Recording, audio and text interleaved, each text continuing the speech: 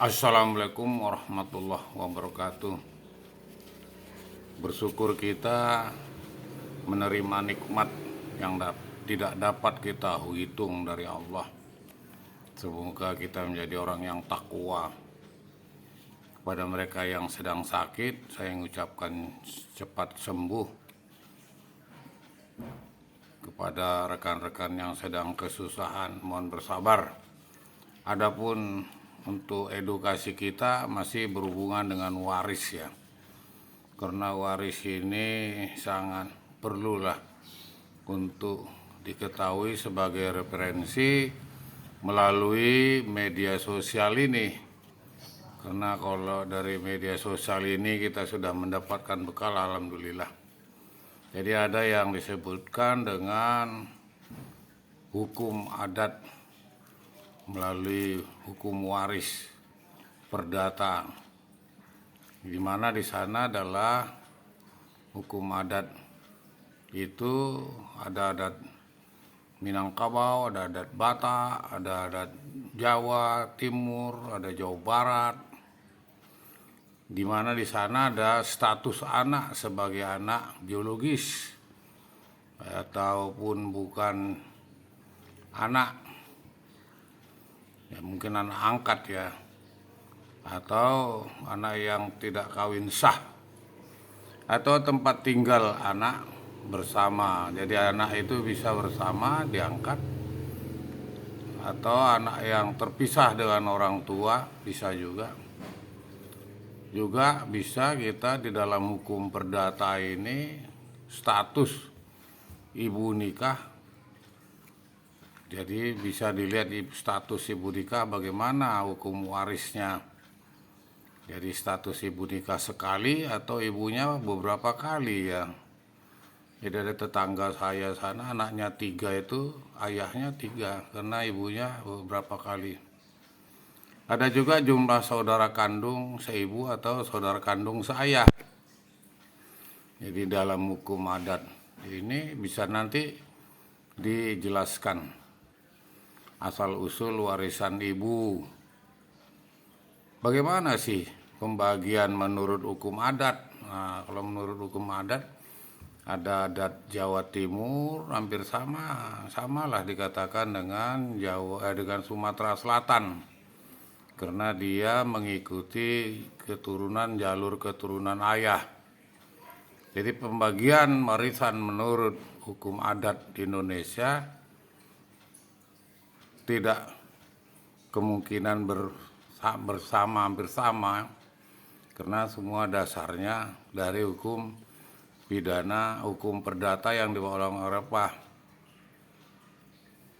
Sehingga ada yang hukumnya itu sebenarnya awalnya itu tidak tertulis ya, walaupun kayak sekarang. Jadi dulu masih di batu, di kulit kayu, di kulit binatang, atau dari turun-temurun tidak tertulis itu hukum adat.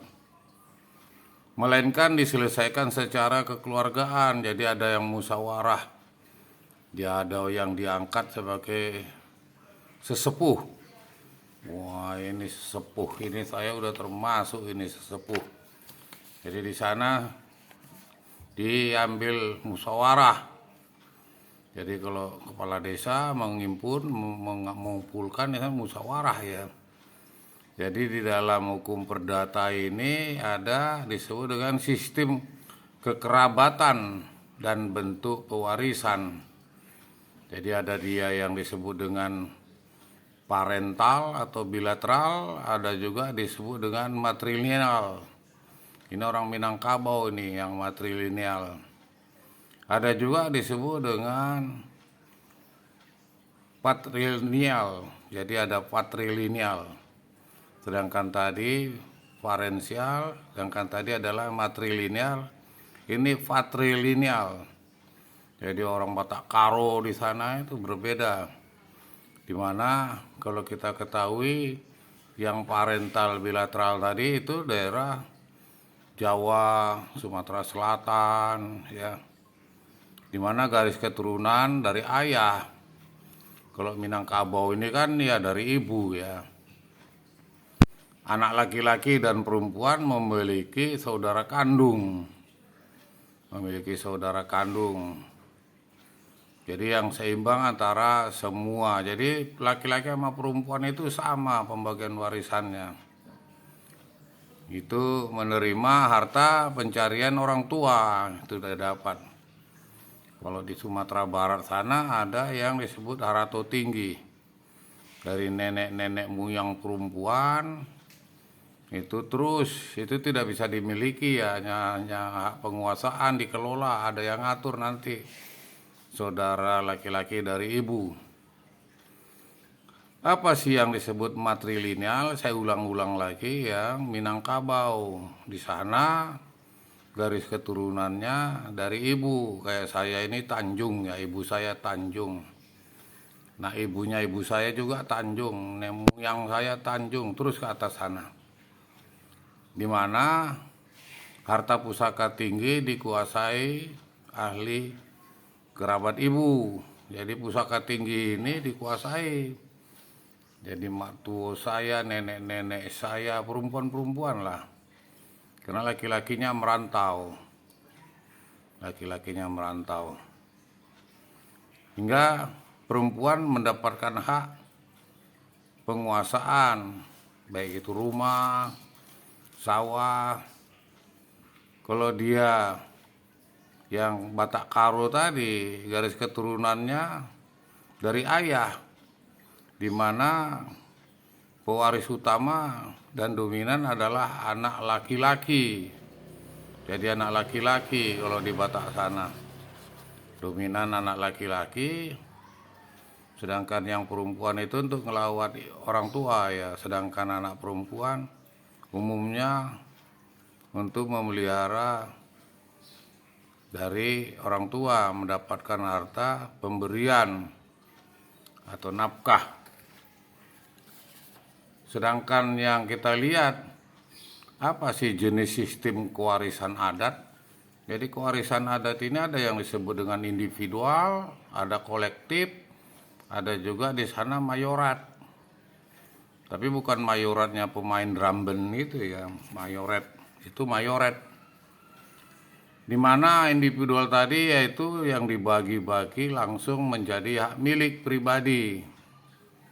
Jadi dibagi-bagi menjadi hak milik pribadi.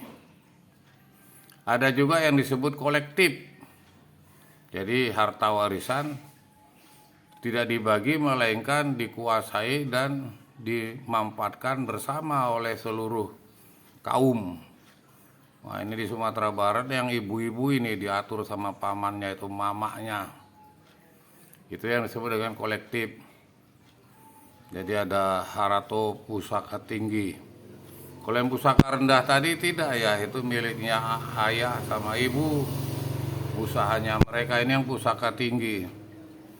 Sedangkan yang mayorat tadi adalah harta warisan yang diberikan ya, secara sah atau sebagian besar kepada anak tertua ya. Yang mayorat ini diberikan orang tua itu untuk anak yang tertua, anak yang sulung. Jadi kalau dia laki-laki, anak yang sulung, yang tertua di keluarga. Ya kalau saya 6 bersaudara, ya abang saya lah, itu yang tertua. Bagaimana sih pembagian warisan menurut dari pembagian itu? Hukum perdata itu bagaimana sih pembagiannya? Dia bersifat seimbang. Dia tanpa membedakan laki-laki dan perempuan. Jadi ada seimbang dia ya. Ahli waris menerima bagian sesuai dengan ketentuan. Jadi ada diatur dalam pasal itu di undang-undang yang berlaku, yaitu untuk bagaimana memperoleh dari harta warisan tersebut. Bisa kita lihat dalam undang-undang, kecuali dia menuliskan wasiat ya.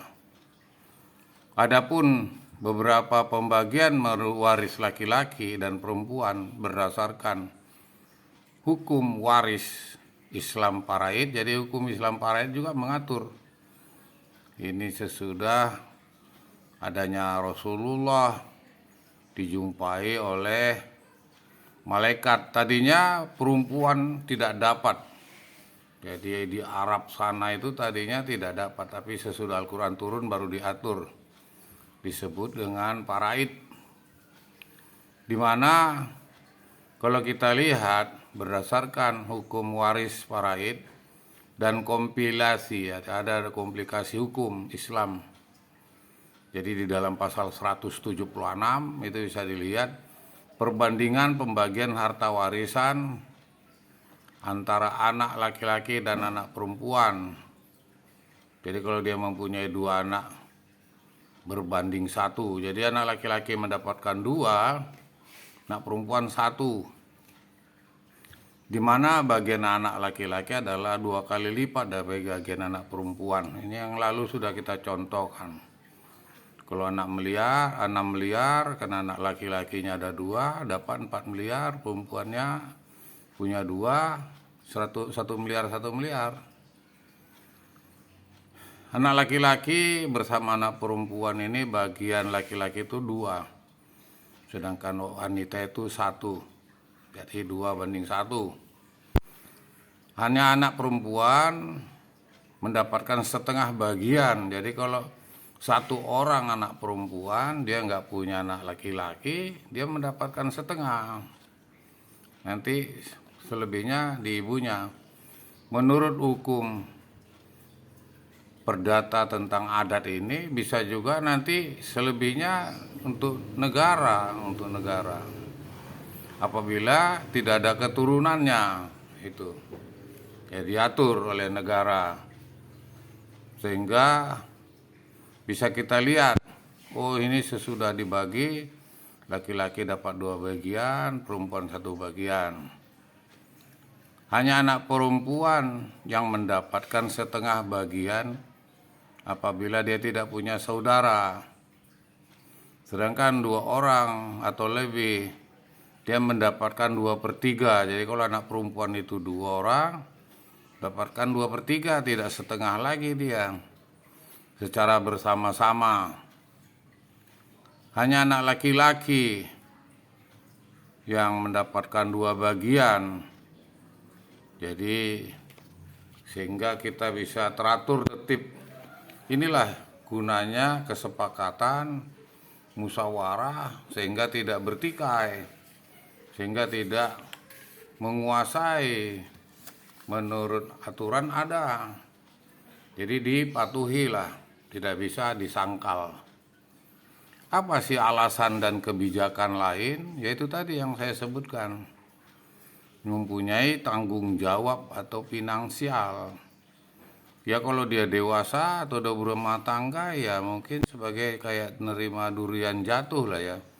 Tapi kalau dia masih belum balik, katakanlah masih kelas 1 SMP, nah ini harus ada ditunjuk ahli waris. Bertanggung jawab untuk mendidik anak ini sampai lulus SMA, diberikan warisan itu kepada dia atau sampai universitas. Dan selama hidupnya si ahli waris yang ditunjuk tadi mencukupinya, mungkin tidur di rumahnya, makan, kebutuhan apa-apa saja.